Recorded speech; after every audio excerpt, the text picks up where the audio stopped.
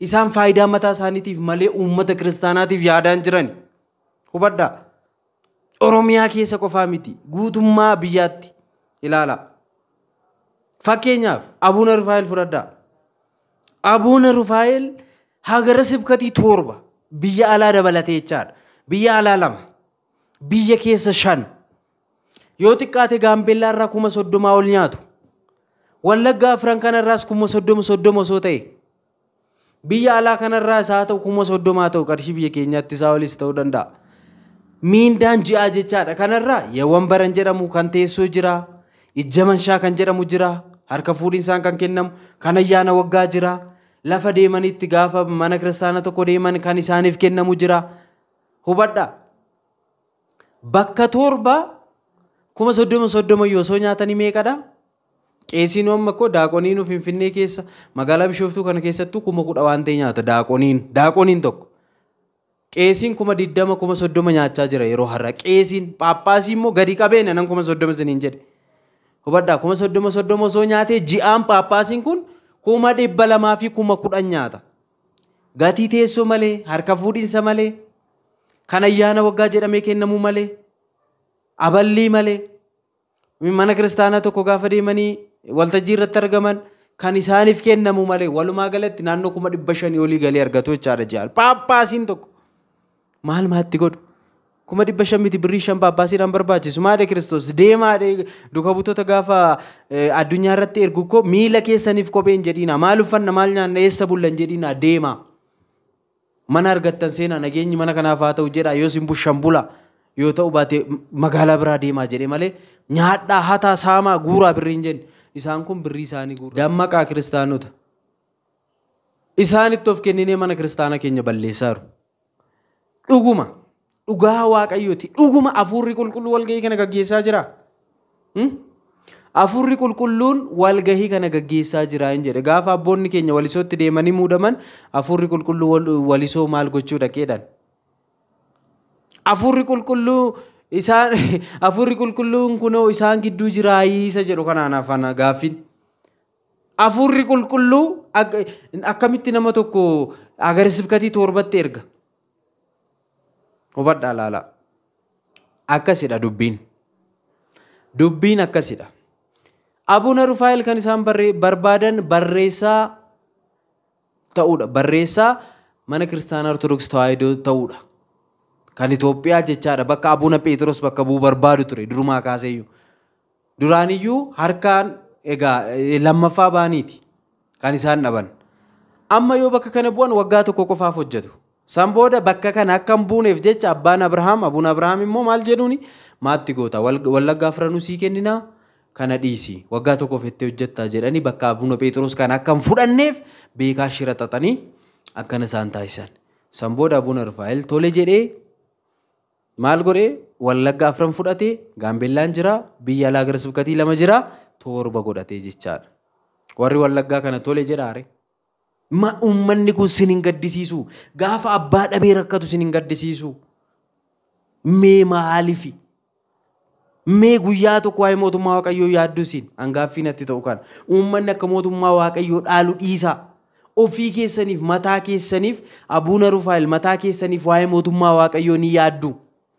Uummanni gaabbii galee mootummaa Waaqayyoo dhaaluu miti gara Waaqayyootti dhiyaatee mootummaa isaatiif of qopheessuu an uummataa dhiisa. Ofii keessaniif mee ni yaaddu mootummaa Waaqayyoo. Erga akkas ta'e gaafa monoksummaa fudhattan gannafamtanii duutanii mi'a addunyaa kanaa jibbeera jettaniitu har'a maaliif addunyaa kana keessa baddan? Hagara sibkatii 7 maal isinii godha? Hagara sibkatii 7 fudhattanii dhuguma hirribni isin qaba. Waggaa tokko keessatti waliin gahuu dandeessu kan moo onlaayinii tajaajiltu? Moo uummata Wallaggaa abbaan isan barbaachisu? Moo uummata Gaambeellaa abbaan isan barbaachisu?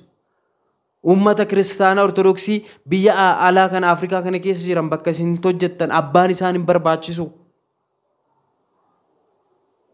Maaliif qarshii ariitu? Yoo xiqqaate hagara sibkatii kanarraa ani gadii qabee akkuma sila jedhe 30 yoo nyaattan ji'aan 210 nyaattu. Paappaasiin tokko qarshii ammanaa maalittiin godha? Hubadhaa. Dhugaan siniin jedha maatii Kiristoos. Paappaasonni kun jechaadha laala warra akkanaa kun agarsibkatii darrabanii warri hojjetan kun qarshii ji'aan yoo xiqqaate galii amma miiliyoonaa olii argatu. Manni kiristaanaa tokko garuu waggaa 10 osoo hin dhumin dhaabbata laala. Isaan waggaatti meeqa argatu? Miiliyoona 12 ol argatu jechaadha. Miiliyoona tokko argatan. 500 yoo argatan immoo miiliyoona 6 argatu. Manni kiristaanaa tokko garuu waggaa 10 dhaabbataa jechaadha osoo hin ijaaramiin. Osoo qarshiin ammanaa akkaawuntii isaanii keessa jiru. Osoo qarshiin ammanaa affasanii jiranii waltajjiirra bahanii difratiidhaan manni kiristaanaa kun ijaaramuu qaba dhumuu dideedhaanii kadhatu jechaadha. Waaqayyo maal jedha kana adiraa Waaqayyo? Waaqayyo maal jedha dhiiroo? Annu iyyisiisu kana nu. Manni kiristaanaa jijjigdee meeqa dhaabbata? Waggaa 10 meeqaan ta'e meeqatu jira? Barana eebbisiisna, barana osoo jedhanii isaan garuu qarshii ammanaa osoo argatanii hin kadhatu. Manni kiristaanaa dhume. Paappaasiin tokko mana kiristaanaa waggaatti numa fixa dhugaa Waaqayyootu ijaare.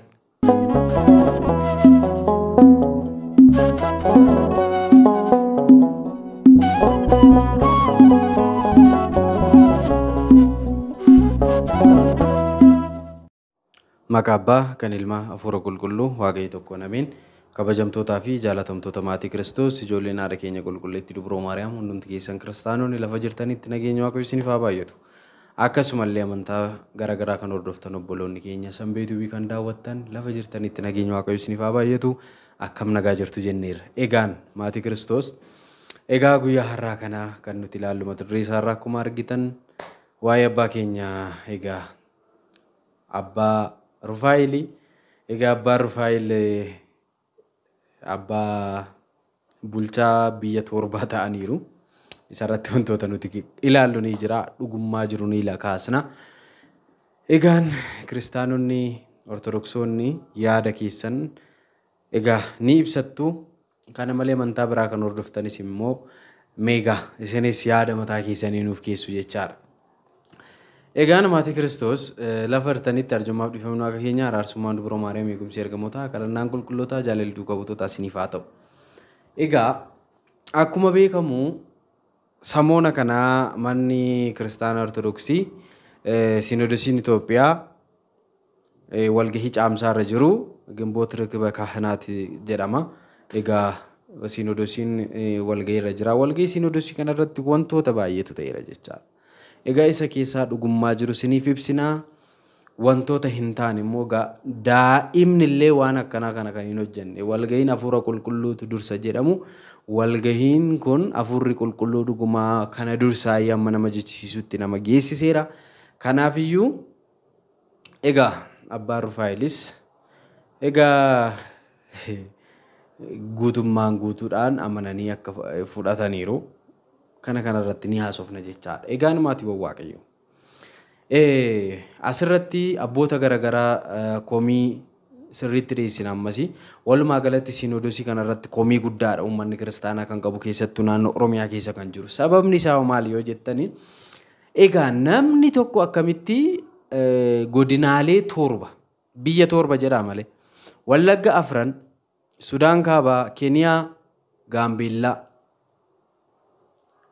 abbaan tokko akkamitti agarsibkatii 7 akkamitti agarsibkatii 7 bulchuu danda'u? Dhiisaa isa Sudaanii Maalii Keniyaa dhiisaa Gaambeellaa dhiisaa Wallagga 4 jechaadha. Akkamitti namni tokko bulchuu danda'a? 4 miti Wallagga 2 akkamitti namni tokko bulchuu danda'a? Namni paappaasiidhaan eebbifamuu barbaadu? Paappaasiidhaan kabajamuu barbaadu? Mee namni sammuu qabu akkamitti kana yaada? Dhiiroo mee ilaalaa. Manni kiristaanaa tajaajila yeroo nuti asirraa dubbachaa oollu yeroo nuti asirraa isinitti yaa oollu isin warra siyaasaatiin hin jettu. Ammoo maal jettu laata? Akkamitti namni tokko agarsibkatii 7 fudhata? Akkamitti namni nagaa qabu namni wangeela beeka jedhu namni rakkina mana kiristaanaa keenya beeku manni kiristaanaa kun ortodoksiin rakkoo hin taane keessa galaa jirti galteetti. Sababa abboota paappaasota ofiin jedhanii kanaan jechaadha. Maaliif akka barbaadanitti bukeessaaru? Isaan faayidaa mataa isaaniitiif malee uummata kiristaanaatiif yaadaan jiran. Hubadhaa. Oromiyaa keessa qofaa miti. Guutummaa biyyaatti ilaala. Fakkeenyaaf Abuuna Rufaayil fudhadhaa. Abuuna Rufaayil hagara sibkatii torba biyya alaa dabalatee jechaadha. Biyya alaa 2 biyya keessa 5 yoo xiqqaate Gaambeellaa irraa 30,000 ol nyaatu. Wallaggaa Afran kanarraas 30,000 osoo ta'e biyya alaa kanarraa isaa ta'u 30,000 ta'u qarshii biyya keenyaatti isaa olis ta'uu danda'a. Miindaan ji'aa jechaadha. Kanarraa yeewwan baran jedhamu kan teessoo jira. Ijjaman shaa kan jedhamu jira. Harka fuudhinsaan kan kennamu kan ayyaana waggaa jira. Lafa deemanitti gaafa mana kiristaana tokko deeman kan isaaniif kennamu jira. Hubadhaa. Bakka 7 30,000 yoo osoo nyaatanii meeqadha? Qeesiin amma ko daaqoniin Finfinnee keessa magaalaa Bishooftuu kana keessattuu 10,000 waan ta'e nyaata daaqoniin tokko. Qeesiin 20,000 30,000 nyaachaa jira yeroo har'a. Qeesiin paappaasii immoo gadi qabeenya nan 30,000 siniin jedhe. Hubadhaa 30,000 osoo nyaatee ji'aan paappaasiin kun 200,000 fi 10,000 nyaata. Gatii teessoo malee, harka fuudhinsa malee, kan ayyaana waggaa jedhamee kennamu malee, aballii malee, mana kiristaanaa tokko gaafa deemanii waltajjii irratti argaman kan isaaniif kennamu malee walumaa galatti naannoo 500,000 olii galee argatu jechaadha ji'aan. Paappaasiin tokko maal maatti godhu? 500,000 miti birrii 5 paappaasiidhaan barbaachisu. Maadhe Kiristoos deemaadhe duka butoota gaafa addunyaa irratti ergu ko miila keessaniif kopheen jedhiina. Maal uffanna maal nyaanna eessa bullan jedhiina deema. Mana argattan seenaa nageenyi mana kanaaf haa ta'u jedha yoo sin bushan bula yoo ta'u baate magaalaa biraa deemaa jedhe malee nyaadhaa hataa saamaa guuraa birriin jenne isaan kun birrii isaanii guurratu. Kanaan dura argitaniittu. Qomoos Abbaa Aragaawwii biyya alaati paappaasiin si taasisa jedhanii Abuna Rufaa'el gubboo akka kaffalu viidiyoo isaa isinii hojjedheera riikardii isaa isinii gadhiiseera. Kana hojjechaa turaniiru jechaadha. Kanaafiyyuu amma akkamitti isaan argitanii paappaasii ta'anii qarshii ammanaa nyaatu jechaadha. Ani gadi xinneesseen kanan sinitti hime gudii kana bara uummanni kiristaana. Ammas immoo gaa namni asirraa afaan baasu nabamu kana saakkaa dhage. Dammaqaa kiristaanota. Isaanitti of kenninee mana kiristaana keenya balleessaaru. Dhuguma dhugaa waaqayyooti. Dhuguma Hafuurri Qulqulluu walgahii kana gaggeessaa jira. Hafuurri Qulqulluun walgahii kana gaggeessaa jira hin jedhe. Gaafa abboonni keenya walisootti deemanii muudaman Hafuurri Qulqulluu walisoo maal gochuu dhaqeedhaan. Hafuurri Qulqulluun kunoo isaan gidduu jiraayisa jedhu kanaan afaan gaaffiin. Hafuurri Qulqulluu akkamitti nama tokko agarsiifkatii 7tti erga. Hubadhaa laalaa. Akkasidha dubbiin. Dubbiin akkasidha. Abuna Rufaa'el kan isaan barbaadan barreessaa ta'uudha. Barreessaa mana kiristaanaa Ortodoksii Tawaahidoo ta'uudha. Kan Itoophiyaa jechaadha. Bakka Abuna Pheexroos bakka bu'u barbaadu ture durumaa kaaseeyyuu. Duraaniyyuu harkaan egaa lammaffaa baaniiti kan isaan dhaban. Amma yoo bakka kana bu'an waggaa tokko qofaaf hojjetu. San booda bakka kana akka hin buuneef jecha Abuna Abrahaam immoo maal jedhuuni maatti goota Wallaggaa Afranuu sii kenninaa kana dhiisi waggaa tokkoof itti hojjettaa jedhanii bakka Abuna Pheexroos kana akka hin fudhanneef beekaa shira xaxanii akkana isaan taasisan. San booda Abuna Rufaa'el tole jedhee maal godhee Wallaggaa Afran fudhatee Gaambeellaan jira biyya alaa gara sibkatii 2 jira 7 godhatee jechaadha. Warri Wallaggaa kana tole jedhaare. Amma ragaa sobaa'u nuti ni beekna waan hunda isaa hubadhaa. Abuna Rufaa'el ragaa sobaa walitti qindeeffatanii riippoortii dhufanii walgahii kanarratti dhiyeessan. Warri Wallaggaa ni beektu. Keessattuu Najjoo fa'aa keessa Najjoo deemee eessaa ka'een Gaambeellaadhaa ka'een eessa deemeen karaa Naqamtee deemeen uummata hunda eebbisee uummata hunda mariisisee uummanni na barbaada na jaalata nama aadaa isaa beeku nama seenaa isaa beeku nama safuu isaa beeku anaan barbaada jedhanii riippoortii sobaa dhufanii dhiyeessan. Ijoolleen Najjoo ni beeku. Najjoo keessatti humna waraanaa 100 ol ta'uun ajjabamanii akka nama biyyaa baqatee bahuutti Najjoo keessallee akka darban ragaa qabna nuti. Isuma yeroo darbe beeggii deemanii duriyyee walitti qabatanii waltajjii irratti qofa mul'atan sun viidiyoo isaa sagadhiisanii kana Wallagga keessan naanna'ee jedhu. Hubadhaa. Kanaafiyyuu Abuna Rufaa'el garamitti akka deemaa jiran nu galaan jiru. Viidiyoon kun isaan bira ga'uu danda'a. Ilaa maatii Kiristoos sheer godhaallee isaan biraan naa ga'a. Viidiyoo kana Abuna Rufaa'el bira ni gahanan beekaa. Warri jaleen isaanii hedduutu jira. Warri oduudhaaf, warri firfaariidhaaf qofa saba gurguran, mana kiristaanaa gurguran. Waan har'a nyaatanii garaa isaanii quubsanii nyaatanii bulan qofaaf mana kiristaanaa kan gurguran hedduu waan jiraniif biraan ni ga'u. Kanaafiyyuu ani mucaan wallaalaan kun waan tokko hin jedhaan. Innis maalidha? Isin jalqabuma gara Phaaphaasummaatti osoo hin dhufiin dura gaafa monokkostan duutaniittu. Kana yeroon isiniin jedhu akka seera mana kiristaanaa keenyatti egaa gaafa namni tokko monokkosu ni gannafama. Akkuma nama du'ee kanaa hubadhaa. Akkuma nama du'ee kanaa ni gannafama. Gannafamee seerri hundi raawwateefiiti kan inni ka'u.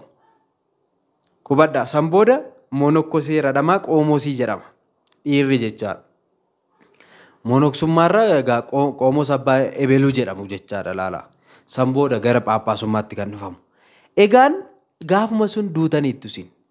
Maaliif gannafamu yoo jettan immoo addunyaa kanarraa du'aan boqotaniiru. Amma fakkeenya namni du'e tokko qabeenya qabaa, beekumsa waan hunda isaa dhiiseet awwaalama miti.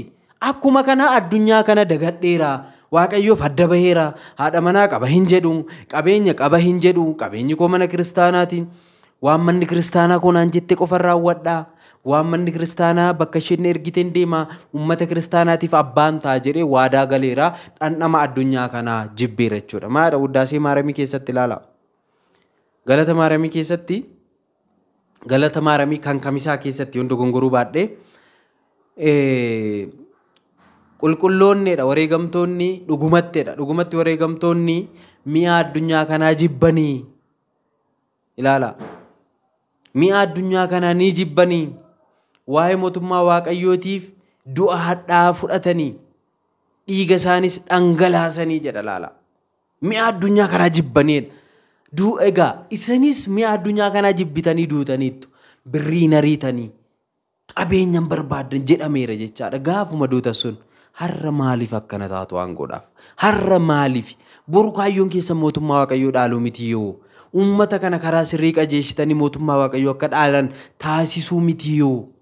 Har'a maaltu dhufe? Har'a maaltu argame? Maaliif uummata kiristaanaa kanatti gufuu taatu? Maaliif abboonni nagaan uummanni barbaadan akka deemaniin tajaajille gufuu taatu? Uummanni kun sin hin gaddisiisu? Gaafa abbaa dhabee rakkatu sin hin gaddisiisu? Mee maaliifi? Mee guyyaa tokko waa'ee mootummaa waaqayyoo yaaddu sin hangaaffii natti ta'u kan uummanni akka mootummaa waaqayyoo dhaalu dhiisa. Ofii keessaniif mataa keessaniif Abuna Rufaa'el mataa keessaniif waa'ee mootummaa waaqayyoo ni yaaddu. Uummanni gaabbii galee mootummaa waaqayyoo dhaaluu miti gara waaqayyootti dhiyaatee mootummaa isaatiif of qopheessuu an uummataa dhiisa. Ofii keessaniif mee ni yaaddu mootummaa waaqayyoo. Erga akkas ta'e gaafa monoksummaa fudhattan gannafamtanii duutanii mi'a addunyaa kanaa jibbeera jettaniitu. Har'a maaliif addunyaa kana keessa baddan? Hagara sibkatii torbi maal isinii godha? Hagara sibkatii torba fudhattanii dhuguma hirribni isin qaba. Waggaa tokko keessatti waliin gahuu dandeessu kan? Moo onlaayinii tajaajiltu? Moo uummata Wallaggaa abbaan isan barbaachisu? Moo uummata Gaambeellaa abbaan isan barbaachisu? Uummata kiristaanaa ortodoksii biyya alaa kana Afrikaa kana keessa jiran bakka isin hojjettan abbaan isaan hin barbaachisu? Maaliif qarshii ariitu? Yoo xiqqaate hagara sibkatii kanarraa ani gadii qabee akkuma sila jedhe 30,000 yoo nyaattan ji'aan 210 nyaattu. Phaaphaasiin tokko qarshii ammanaa maalittiin godha? Hubadhaa. Dhugaan siniin jedha maatii Kiristoos. Phaaphaasonni kun ichaadha laala warra akkanaa kun hagara sibkatii darrabanii warri hojjetan kun qarshii ji'aan yoo xiqqaate galii amma miiliyoonaa olii argatu. Manni kiristaanaa tokko garuu waggaa 10 osoo hin dhaabbata laala. Isaan waggaatti meeqa argatu? Miiliyoona 12 ol argatu jechaadha. Miiliyoona tokko argatan.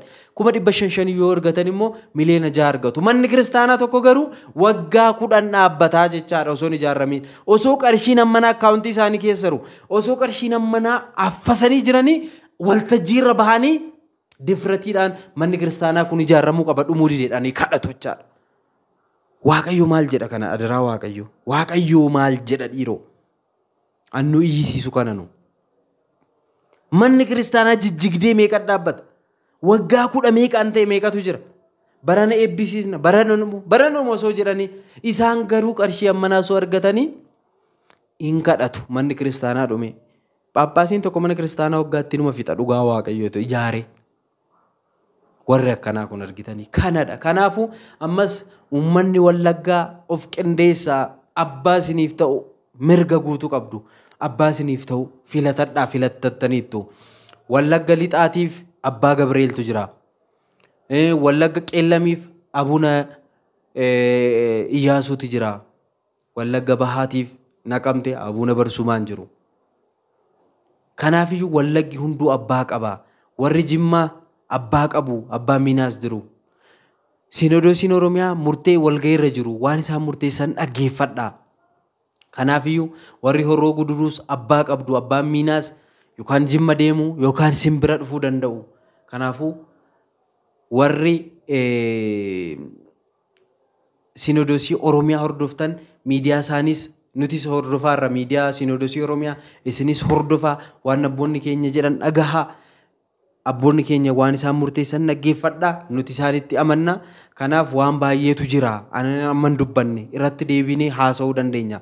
Kanaafiyyuu wantoota nani amma kaase hunda yaada keessa gashaatii irratti mari'adhaa. Yaada keessan iftoominaan nu kaan siniin jedha. Galatoomaa sheernaa godhaa viidiyoo kan adaraa waaqayyoo sheernaa godhaan siniin jedha. Nagaa ta'a.